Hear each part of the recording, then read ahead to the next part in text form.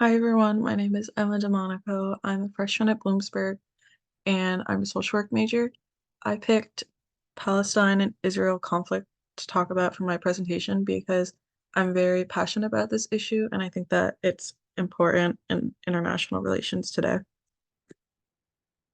Some background of the Palestine-Israel conflict is it dates back to the end of the 19th century during World War One, when Britain pledged to establish a home for the Jewish people in Palestine. There was a large-scale migration to Palestine, and tensions grew between the Palestinians and the new Jewish population. In 1947, the United Nations called for the partition of Palestine to Arab and Jewish states. Both Palestine and Israel claimed the area, and tensions continued to rise as well as conflict up until the beginning of the war on October 7th, 2023, when Hamas launched the attack on the Israeli territory, and Israel responded with a fierce offensive on the Gaza Strip. How the conflict is viewed in IR. The UN has been actively involved in addressing the enduring conflict, and it is involved in seeking a peaceful resolution between Palestine and Israel. Non-Muslim countries recognize Israel's legitimacy and have diplomatic relationships, while being critical of the country's treatment of Palestinians and their occupation in the West Bank. In Arabic countries, citizens have been quick to show their support of Palestine by participating in protests and demonstrations, and member states in the EU have been unable to agree on a call for a ceasefire, but they have agreed on a two-state solution to resolve the conflict. Demonstrations around the world. For pro-Palestinian demonstrations in Spain, thousands of citizens marched through the streets of Madrid, demanding an immediate ceasefire, end to killing and attacking of civilians, and the release of all hostages. Spain had two protests. One was in January with 20,000 people, and the most recent was in February with 3,000 people. In Turkey, there was a massive pro-Palestine rally in Istanbul with President Erdogan. He addressed hundreds of thousands of supporters to condemn Israel's continued bombardment in Gaza. He said that Israel is an occupier of Palestine, and he defended Hamas by saying it's not a terrorist group.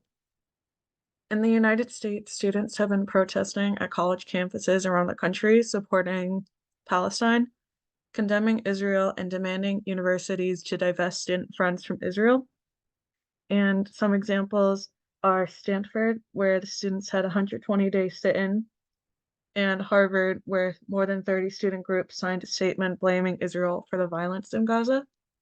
Some other colleges include Columbia, Arizona State, Indiana University. For pro-Israel demonstrations, in the UK, thousands gathered in central London in support of Israel, and this marked the 100th day since October 7th, and the demonstrators called for the release of hostages from Hamas. During the rally, there were speeches from political leaders in the UK as well as Israeli ambassadors. In Germany, there was a rally with 10,000 participants in Berlin at the Brandenburg Gate. They met in support of Israel and to denounce anti-Semitism. And President Steinmeier joined pro-Israel coalitions groups. And they had representatives from most of the political parties in Germany, Israeli ambassadors, and the German Israeli Society. In the US, tens of thousands of pro-Israel demonstrators gathered in a show of solidarity in the National Mall in Washington, and they gathered to fight against the resurgence of anti-Semitism and demanded that all hostages be released. Some government response to protests.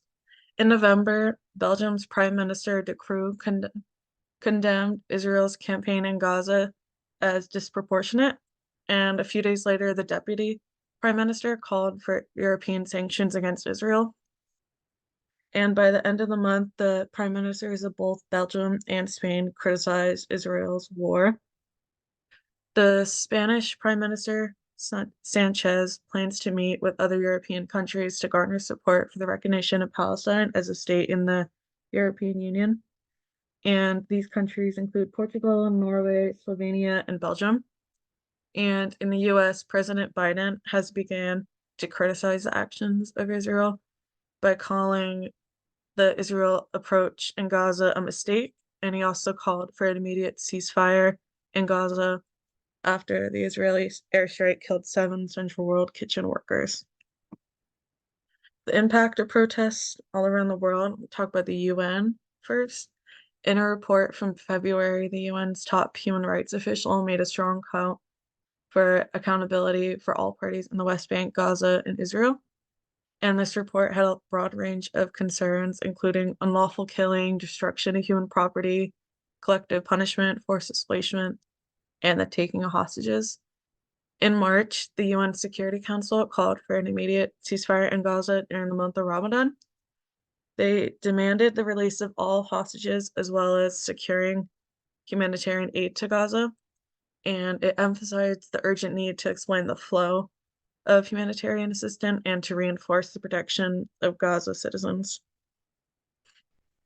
The International Court of Justice has also been involved with 2 cases with South Africa and Nicaragua. The first one is South Africa versus Israel, where South Africa alleged that Israel had committed and was committing genocide against the Palestinians in the Gaza Strip, and that its occupation is inherently and fundamentally illegal.